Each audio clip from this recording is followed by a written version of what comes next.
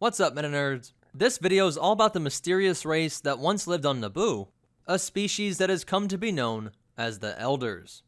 Much about this species is shrouded in mystery, but they have left some clues behind which tell of their once great civilization.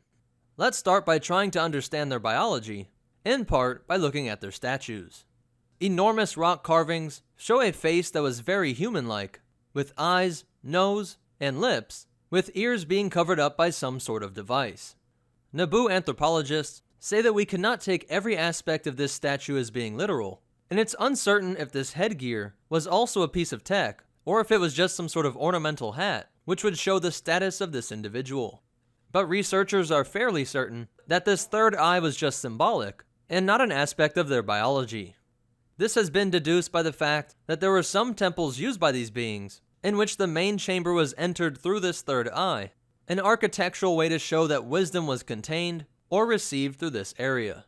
It is believed that this slit in the eyes is because the eyes are closed, depicting meditation, and not meant to resemble the look in the eyes of Neimoidians. These statues have been found all across Naboo, and on its moons, but perhaps most revealing is that they can also be found on the planet Ando Prime. Ando Prime, like Naboo, was located in the Mid-Rim, and was home to the order of the Dia Bendu monks, who would be the most influential of the Force-observing groups that would form the Jedi. You'll notice that this statue does not look like the native Talid species, and could mean that this humanoid race predated and may have given rise to the Force-worshipping Dia Bendu. The Talid clearly venerate these statues, perhaps due to the fact that this ancient spacefaring race revealed to them the existence of the Force. The novelization for The Phantom Menace described that some statues of the Elders reveal their whole body, which had hands, legs, and basically looked like humans, but interestingly, they were also clutching weapons. Further evidence to support the claim that these were not just peaceful monks are accounts in Gungan stories that are so old that they blur the line between history and myth, but which describe epic battles between the amphibious natives and these humanoid alien visitors.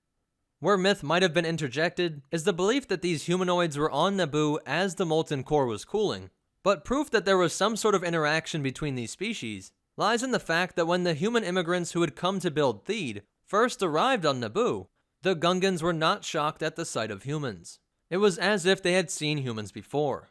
When these immigrants asked the Gungans about the statues, they said that the Elders left due to their greed and hatred for the planet's ecological balance. But historians believe that this may have just been the mythological interpretation, and a way to tell these new humans not to mess with Naboo, but that in reality, something must have drawn the Elders off-world, or some sort of disease, or infighting amongst their society wiped them out. And despite the fact that their own myths said that they were mortal enemies, the Gungans came to worship the Elders, and considered many of these sites to be sacred land. Some anthropologists from Coruscant believe that this civilization dates back to before 36,453 BBY, and ended around 5,032 BBY, during the rise of the Sith Empire.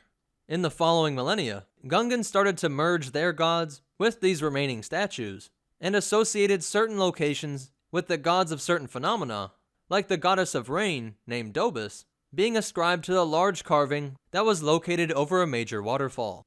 So that's it for the mystery of the Elders, and the only behind-the-scenes fact is that these statues were based off of Buddhist statues, which is also what inspired the mosaic of the Prime Jedi.